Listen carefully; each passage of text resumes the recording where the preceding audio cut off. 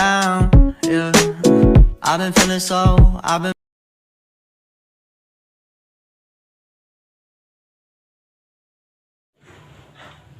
Assalamualaikum warahmatullahi wabarakatuh. Sebelumnya perkenalkan, nama saya Riza Sati Rayhana dari Prodi Manajemen Angkatan 2021 dengan NIM 21106010119 dari Universitas Aisyah Yogyakarta. Baik, langsung saja di sini saya akan menyampaikan argumentasi saya mengenai hubungan antara sains, agama, dan Tuhan. Yang pertama, yang akan saya bahas di sini mengenai hubungan antara sains, agama, dan Tuhan, yaitu sains tidak hanya dikatakan butuh, tetapi sangat perlu agama. Karena agama butuh sains untuk memastikan agama ini tetap suci dari segala mitos. Misalnya, zaman dahulu Vatikan meyakini bahwa bumi itu sebagai pusat tata surya. Kemudian muncullah Galileo yang mengatakan jika bumi itu bukan pusat dari tata surya. Nah, kemudian muncullah Galileo yang mengatakan jika bumi itu bukan pusat dari tata surya dan mengatakan secara sains bahwa bumilah yang mengelilingi matahari. Kemudian Galileo tersebut dieksekusi karena menentang pendapat dari Vatikan itu.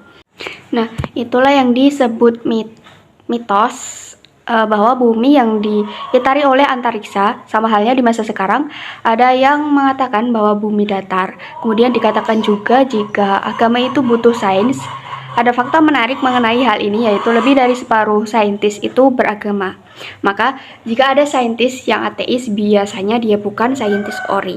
Seorang saintis tidak bisa memberikan bukti bahwa Tuhan itu ada, tetapi mereka juga tidak bisa membuktikan bahwa Tuhan itu tidak ada. Kemudian yang selanjutnya, sains butuh agama karena sebagai value moralnya. Ketika orang lain membuat tenaga nuklir yang akhirnya tidak bisa digunakan sebagai senjata tetapi digunakan untuk tenaga listrik, maka butuh agama atau moral yang mendidik dia. Karena sains bebas moral dan sains tidak punya nilai, maka itu bisa dikatakan sebagai pentingnya agama dalam sains.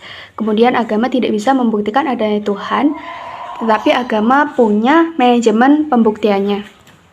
Nah, manajemen pembuktian yang dimaksud yang pertama itu agama punya argumen kosmologis, atau agama tidak mempercayai sesuatu itu ada dari ketiadaan. Justru kata agamawan, agar semakin solid, apa yang disebut dengan segala keteraturan dan keindahannya ini harus ada yang mengadakannya. Nah, itulah Tuhan bagi agamawan. Akhirnya agar sains semakin solid, nilai-nilai moralnya harus ada agama tentang Tuhan, itu bahwa seluruh yang ada di dunia ini yang menciptakan adalah Tuhan. Sama halnya ketika ada orang ateis yang mengundang orang teis untuk berdebat. Kemudian si teis ini di hari H datangnya terlambat, dan si teis ini diceng-cengin lah, bahasa gaulnya untuk anak sekarang bilangnya, gimana orang beragama kok terlambat. Kemudian orang teis ini menjawab, ya soalnya tadi harus nyebrang sungai dulu, tapi ketika mau nyebrang gak ada perahu, akhirnya ada pohon jatuh dan tiba-tiba jadi perahu. Kemudian dijawab lagi oleh si ateis ini, nggak mungkin. Kemudian si teis ini menjawab lagi dengan melihat yang begitu saja, bilang nggak mungkin, terus semesta dan keindahannya ini kamu bilang tidak ada yang menciptakan, nah itu lebih nggak mungkin lagi. Jadi intinya agama punya manajemen pembuktian. Yang pertama melihat alam, yang kedua adalah dengan memikirkan segala sesuatu itu, dan ketika memikirkan hal itu dalam artian memikirkan semua kejadian atau isi yang ada di muka bumi ini, dan kita tidak bisa menemukannya, dan kita dibuat takjub olehnya, maka itulah Tuhan. Yang paling penting di sini adalah Tuhan itu tidak bisa dibuktikan dengan akal manusia, sama sekali tidak bisa. Begitu juga dengan sains. Karena hal tersebut, pembuktian akan Tuhan puncaknya itu ada di hati.